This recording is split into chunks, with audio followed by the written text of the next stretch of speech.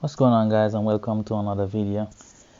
Today, international break is over and the Premier League is back in full flow tomorrow. So we travel to St. James's Park to face an informed Newcastle team that just defeated an Arsenal team that by no means is a walkover, and we knew that since we gave up 2 goals against them when we had them 2-0 up at the bridge.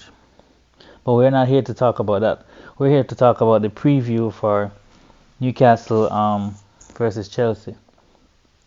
Now, in Pochettino's pre-match press conference, he did say that we don't have any new injuries, which is very good news. However, Romeo Lavia and also Nkunku will not feature because he said they are not ready yet, and that was a huge disappointment because I know me as well as many of the Chelsea fan base was expecting to see Nkunku or even Nkunku and Lavia in action from the bench this weekend, but we'll have to wait a bit longer.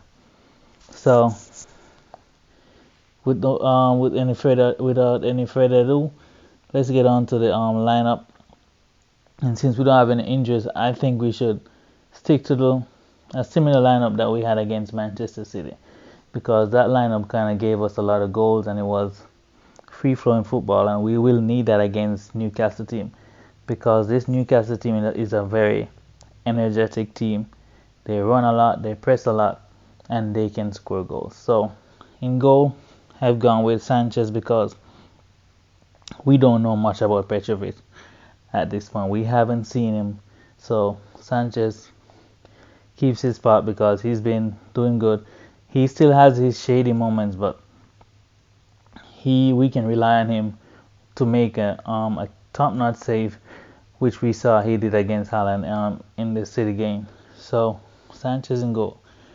At right back, I think Reece James should be fully fit right now to start the game and play 90 minutes because he didn't go on international break with England, so he should be fresh and well conditioned for the match. Right centre back, gone for Disasi.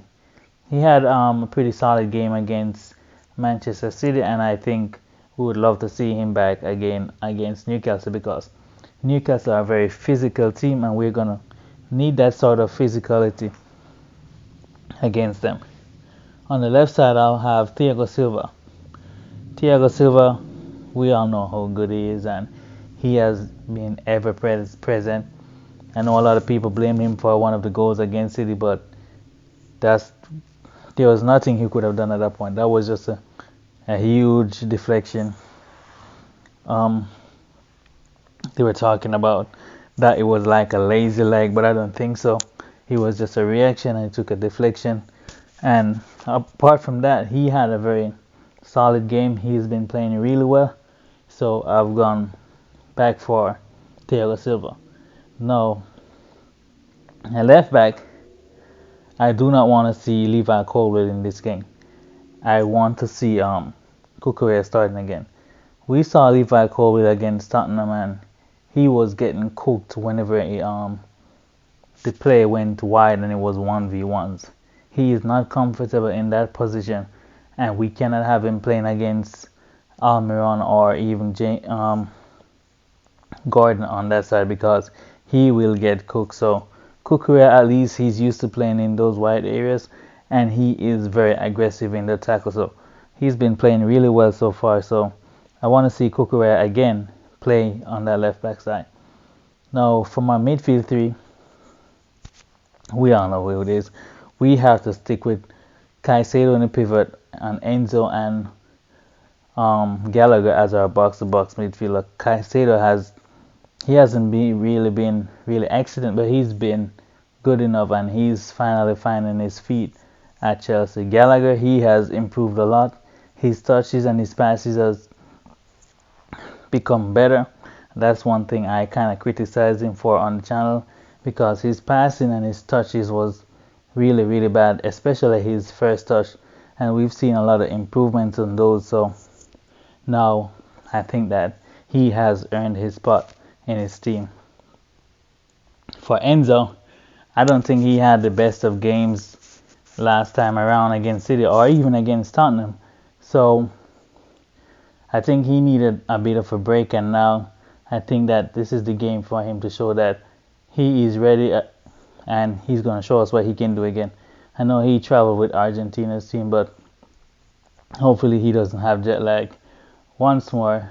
But because we need him to be back at his best, because he's the one in the midfield that is going to pick out those passes, and hopefully he can get an assist. Now, left side, we're going to stay with Raheem Sterling, because Sterling, he is a hit or miss player, but recently he's been a hit, so hopefully he can continue that form.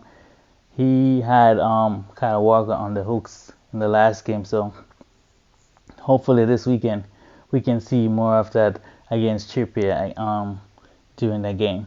Now, for the forward line, I've gone for Jackson. Reason being is that Jackson has been in fine form for the past few games. I mean, a lot of his goals has been tap-ins, but at least he's there to tap them in. And I wouldn't want to take him out of the team at the moment, because I think he's gaining confidence and he is very aggressive, and we need this kind of aggression against Newcastle, because they're a very hard-working team. So Nicholas Jackson up top to do the business. And last but not least, on the right side, I have Cole Palmer. Cole Palmer has been our best player in the past few games, and I think that he is one of the first persons on the team sheet right now. So Cole Palmer, we all know what he's capable of, and I'm hoping for more against a Newcastle team that is very open, and this is the perfect game for Cole Palmer. So that is my lineup, and I think that we can go to St. James's Park and we can pull off an upset and get the win if we play aggressive and if we play to our game plan. I hope that we have the momentum that we left off with before the international break, and that we can continue playing that way. But anyways, let me know what you guys think about this lineup. Hopefully we come away with that win and continue to climb that table. And I will see you guys in the next video. Peace.